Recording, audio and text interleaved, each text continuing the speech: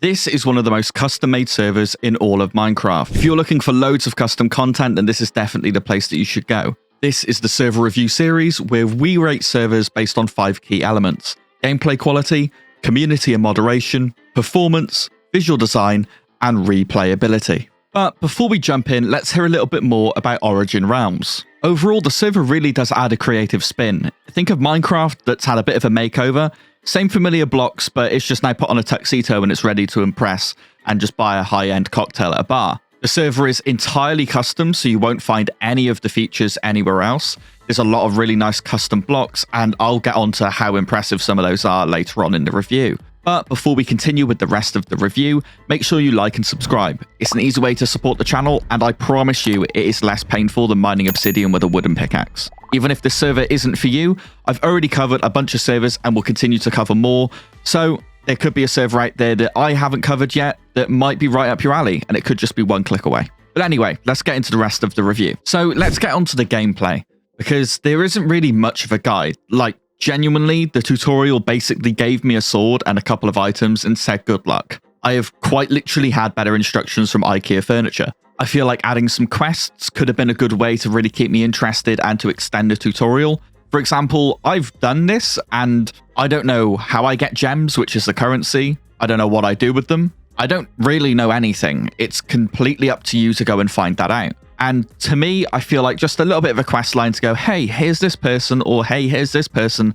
could have actually gone a really long way. And I know that this is extra development work, but looking at the rest of the server as a whole, I think they've got the time, and I think they've missed out on a small way that they could have really kept their players interested. Overall, the introduction video that you actually experience when you load in is really, really good, and I've got to say, it's phenomenal. I really did like it. It was a nice way to make me feel intrigued. I did have a few issues with my skin on the server being a little bit weird. I think this was down to a few of the mods that I was using there. They also had crates, which is basically on every server now, but they had a rotational system. So these crates would be different every single day. Now, it's really cool, but I feel like this is more designed to rotate my wallet out of my pocket than to actually give me new content. I know that the server needs to make money, and maybe this isn't the idea that it's come with, but from somebody that's experienced a lot of servers like this before, I just see it more as a money-making scheme than a way to add new content. It means people might spend money to get certain crates, and then the next day they might go, oh, actually, there's a different crate. Let me go buy that instead.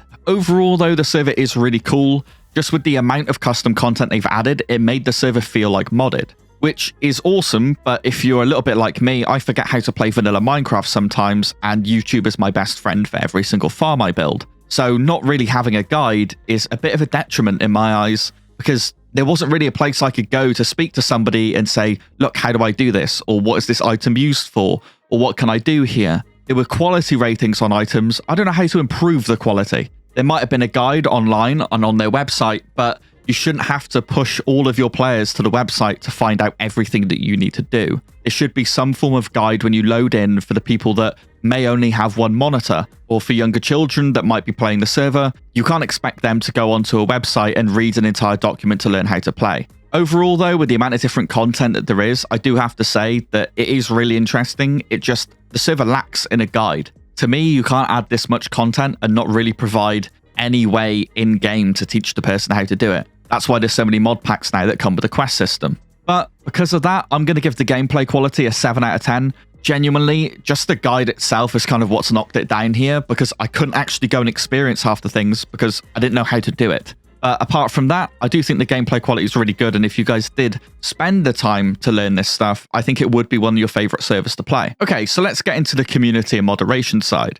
Overall, I didn't see any issues with staff. I think that they were all quite friendly and quite welcoming. I didn't really see much going on in chat. Maybe this is down to the fact that they have chat rooms, which is a really, really cool idea. I actually feel like I finally found a place where I could just sit in peace and talk to myself constantly. Now, these chat rooms are basically a localized chat, and they're in different sections around the spawn. I found one that was in the top of a barn, which kind of made me feel like a farm animal, but I mean, I'll take it. I didn't actually see a single trade deal happen in chat. Now, I saw a lot of people asking for trade deals. I don't know if people would then private message those people or if they'd negotiate publicly. Now, this could also be down to the fact that the economy is either in shambles, which I would be concerned if it was, but maybe I just had really bad timing. The community also seemed really friendly, but it was just very quiet, but I didn't see too much in terms of toxicity. And yeah, I kind of just felt like I was in a library at times. No one was really talking. Kind of felt like there was some tension in the air, a bit like an awkward family reunion of some sorts. But overall, the community did seem quite nice. And because I didn't see anything bad on the community, I feel bad rating it too low. So overall, I'm going to give the community a moderation 8 out of 10, mainly down to the fact that I feel like these chat rooms are either overly used or maybe they're not used at all. But the fact that there's 100 players on the server and no one was really speaking apart from offering trade deals, it's just a bit of a concern for me. I'd like to think chat would pop a little bit more than that. But maybe you guys will have a better experience if you check out the server. Overall, the server performance was actually phenomenal. The server ran so smoothly that I couldn't even use lag as an excuse for just being bad at the game. How dare they take that away from me? But the performance overall was actually really solid, and the fact that the cutscene was smooth was a really, really nice touch. And the fact that I can actually go back and look at these cutscenes as well through an NPC is also a really nice touch. Performance is really key, and overall the server gets a 10 out of 10. Being able to keep the performance as smooth as it was with 100 players is always a good sign for a good community. So when it comes to the visual design of the server, it's actually probably one of the most beautiful servers I've played. It genuinely feels like the server is just flexing on my entire Minecraft resume when I just look at how beautiful the world is. The fact that there's something like revolving doors is incredible. My own builds, I basically still have a temporary scaffolding up that's been there for about 5 months by now. And this server is just so well crafted in terms of looks and design and custom content. I really don't think there's another way I can explain how beautiful it is. All of the custom blocks and items are really well worked together to make Spawn feel alive. And I've not really seen this done this way before. The fact that all of these blocks are used to add things like depth to the funfair that there is and to really make the world just overall feel so much more alive. I would actually be really interested to see what the Spawn would look like if you took all of this away, because the builds overall are beautiful, but I feel like this custom content distracts you from everything.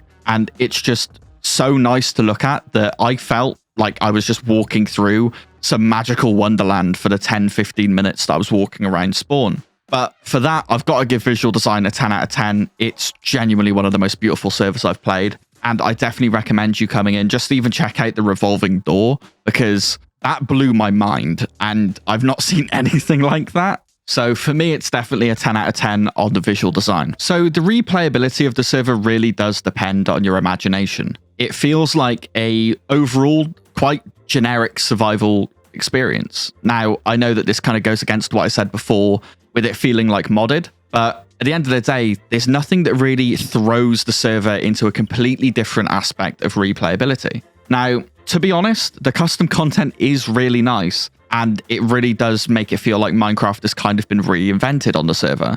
But for me, I just kept getting distracted by all the shiny new things and nice blocks. I don't really know what the benefit to all of these are. I don't know if there's a story concept behind them, or if it's just a case of they wanted to add a load of nice blocks. If that is the case, then the replayability isn't really that much, because you're just basically giving people new blocks to build with. If you're a builder, then this server is 100% for you, and the fact that you have your own world to kind of work in is amazing, because you get to just build constantly and you could develop that land. But if you're not really much of a builder and you're looking for a different sort of experience, I don't really see where the content and the replayability is for you in this server. And just because of that reason, I'm going to have to give the replayability a 6 out of 10. And it feels really harsh saying that, but because it only feels like a normal Minecraft survival just with custom content, I feel like I am just playing a mod pack that's public, and I don't really see what's different. It genuinely just feels like a modded server that I've gone on and done survival, which is okay. That's what makes the server special. But on a replayability standpoint, it's so dependent on the player having something to work towards that I don't think the server really stands on its own on the replayability aspect. Now, please take this with a pinch of salt. I didn't actually play that much of the server. I played about an hour or two. But this is just how I felt from that. And the whole point of these reviews is to stop you from feeling like you have to spend an hour or two finding a good server to play. And this is just my opinion. So I could be wrong. I may not have found everything perfectly, but from my point of view, the replayability isn't really there unless you have the imagination and creativity to unlock everything from the server. So overall, when we look back at Origin Realms as a whole server, it is actually quite a well-rounded community and server. The gameplay is decent to a certain degree, and the performance and visual design really do bring it back.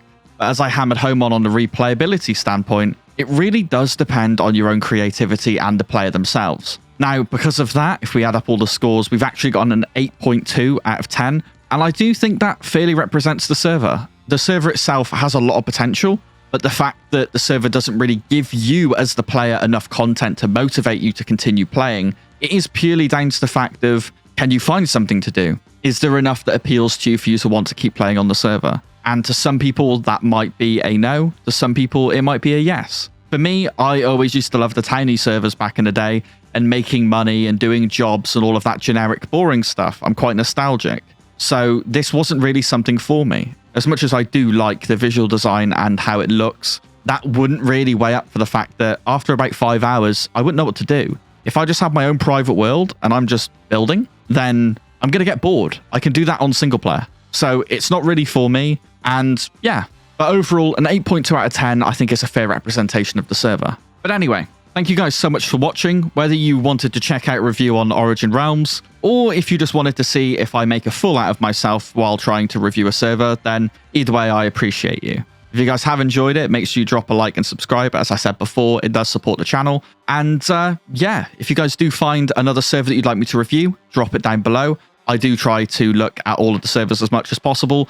And this was actually a server that was suggested to me in one of my comments. So thank you to the person that suggested that. I did not remember the name because I'm absolutely terrible at that stuff. But yeah, thank you guys so much for watching, and I'll see you guys in the next one. Peace.